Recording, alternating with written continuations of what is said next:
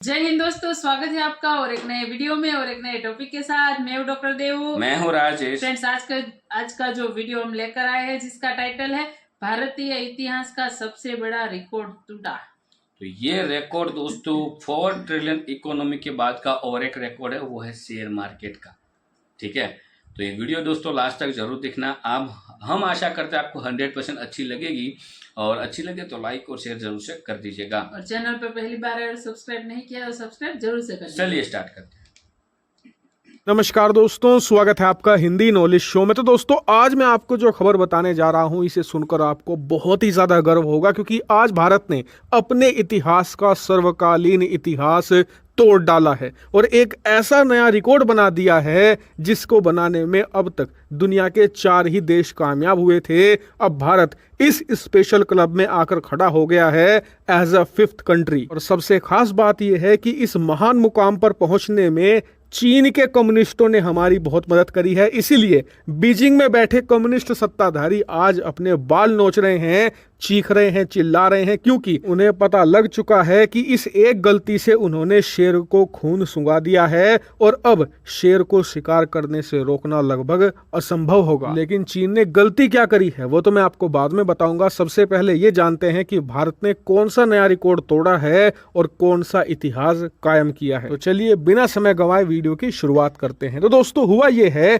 कि भारतीय stock market ने इतिहास रचते हुए $4 ट्रिलियन के मार्क को पार कर दिया है। और आपको जानकर हैरानी होगी कि ऐसा करने वाली भारतीय स्टॉक मार्केट दुनिया में सिर्फ 5वीं है।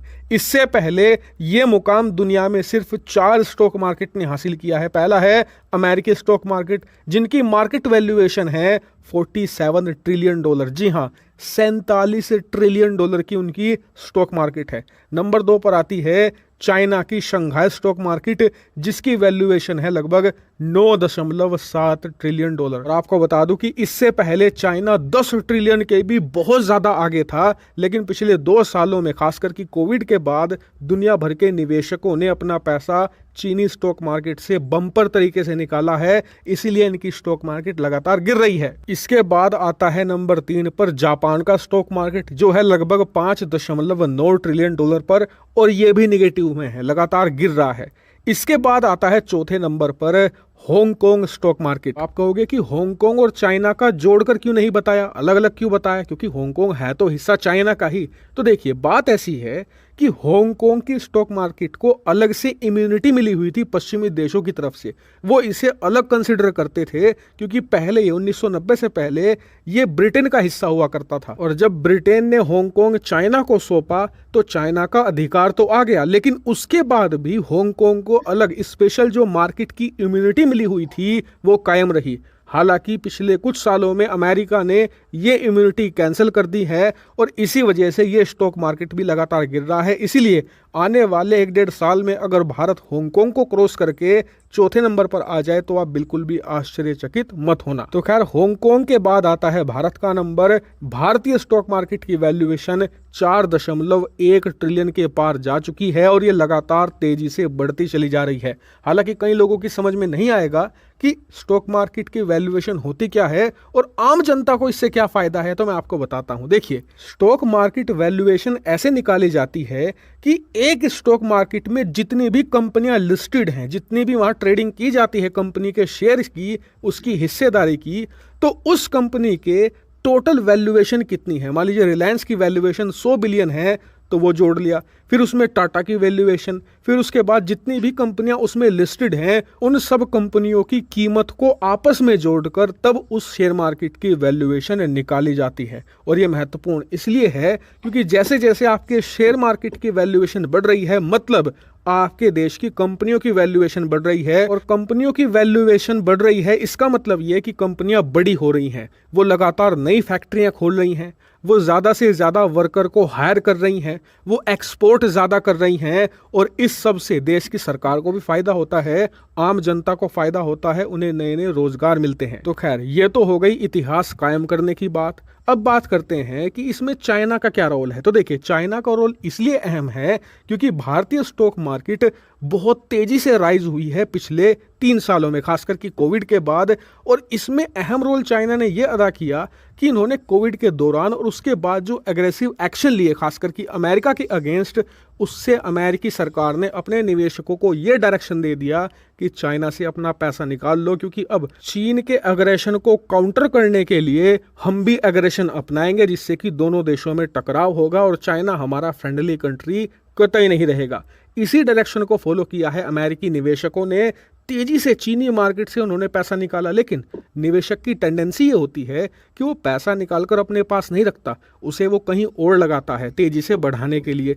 तो उन्हें अपॉर्चुनिटी दिखी भारतीय स्टॉक मार्केट में, इसीलिए चाइना से आज की तारीख में जो पैसा निकल रहा है ज़्यादातर वो भारतीय स्टॉक मार्केट में आ रहा है, और इसी वजह से भारत की स्टॉक मार्केट तेजी से बढ़ रही है। और इसका फायदा भारतीय कंपनियों को मिल रहा है, क्योंकि जब उनकी कंपनियों में निवेश किया जाता है तो उस पैसे से वो नई नई प्रोडक्शन लाइन खोलते हैं, अपनी कंपनी को बड़ा करते हैं, नई नई फैक्ट्रियां कारखाने खुलते हैं। अब इससे दो फायदे होंगे। पहला ये कि जब फैक्ट्रियां ज़्यादा खुलेगी तो उसमें काम करने के लिए वर्कर ज़्यादा हायर किए जाएंगे, देश में रोजगार कम होगा। दूसरा ये, ज़्यादा फैक्ट्री खुलना मतलब ज़्यादा प्रोडक्शन मतलब ज़्यादा से ज़्यादा एक्सपोर्ट, जिससे कि देश की सरकार को फ़ायदा होगा, हमारे खजाने को फ़ायदा मिलेगा। सो थैंक यू दोस्तों, वीडियो को यहाँ तक देखने के लिए। और ये न्यूज़ 2 दिनों से मार्केट में चल रही है और आपने आई थिंक कहीं ना कहीं न्यूज़ सुनी भी होगी।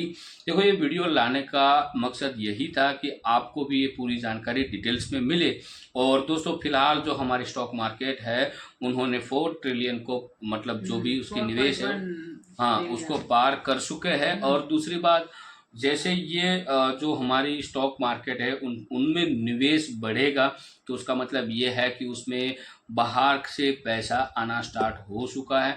तो बाहर से पैसा हमारी कंपनियों में इन्वेस्ट होगा, तो वो लोग और भी प्लांट बनाएंगे और भी उसकी जो ऑफिस है या मतलब इंफ्रास्ट्रक्चर है वो बढ़ाएंगे, तो उससे रोजगार और बढ़ेगा। जैसे रोजगार बढ़ेगा तो बेनिफिट नागरिकों को भी होगा। और अमेरिका, जो मोदी जी अमेरिका इतनी बार गए, उसका रीजन अभी आपको पता चल ही गया होगा कि वहाँ पे मोदी जी का जाने का मकसद क्या था। ठीक है, क्योंकि अमेरिका वाले भी उसको हर बार इनवाइट करते थे कि आप आओ कुछ बात करनी, आप आओ कुछ बात करनी। तो ये कहीं ना कहीं खिचड़ी पक रही थी। और ये न्यूज़ अभी तो मार्केट में फाइनलाइज आ चुका है, लेकिन ये न्यूज़ मैं करीबन 2 साल पहले सुना था, जब हावड़ी मोदी वाला कार्यक्रम हुआ था, उस समय की बात है ये। और तब से मेरे को लग रहा था कि अब कहीं ना कहीं ये होने वाला है। और कोविड भी आया, तो कोविड के बाद चाइना की भी मार्केट जो है वो डाउन होने लगी। और उसमें हांगकांग का जिक्र भी हो। दोस्तों, हांगकांग पे अंग्रेजों का राज था, फिलहाल अब चाइना के पास है, उन्होंने चाइना को सौंप दिया है। लेकिन वहाँ की जो मार्केट थी वो अभी भी अलग ही है, क्योंकि चाइना में 2 मार्केट चलती है, हाँ, एक Shanghai stock exchange and Hong Kong stock exchange.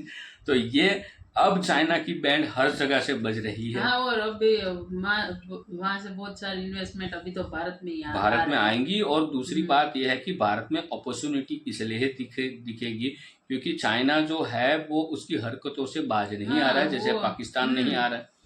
ठीक है, वो कंपनी को बुलाते हैं कम दामों में, फिर कुछ ना कुछ घपला करके उस कंपनी की बैंड बजाते हैं। जैसे हर एक जैसे बैंड अब लेटेस्ट में बजाई है वो रसिया की है। हमने कल ही वीडियो डाला था, उसकी वीडियो भी कल डाली थी कि रशिया के साथ जो गैस पाइपलाइन थी उसमें जो अग्रीमेंट हुआ था, दोनों 50-50% पैसा जो है वो इसमें इन्वेस्ट करेंगे। लेकिन अब जो बोल रहे हैं कि भाई हमारे पास पैसा नहीं है, अब आपको ही सब कुछ करना पड़ेगा। उसको उसकी जो रीढ़ की हड्डी है वो उन लोगों ने अच्छे से पहचान ली कि रशिया के पास कोई ऑप्शन बचेगा नहीं, हम ये बोलेंगे तो, क्योंकि वहाँ पे ऑलरेडी युद्ध चालू है, ठीक है, यूक्रेन के साथ। तो ये सब कुछ ये जो है ना, ये लोग मतलब मैथमेटिकली और खास करके इमोशनली और खास करके मनोवैज्ञानिक सब कुछ नीति वो चाइना की नीति है। बोलते हैं ना, एडी शेडी का कुछ जोर लगा देना, साम दाम दंड भेद कुछ भी हो, मतलब लड़ लेना, वो वाली नीति है चाइना के पास। ठीक है, और वो चाइना की नीति बहुत सारे देशों को समझ में आ चुकी है, खास करके अमेरिका, इतनी बड़ी इकोनॉमी, इतनी बड़ी उसकी स्टॉक मार्केट, तो उन लोगों को तो अच्छे से समझ में आएगी।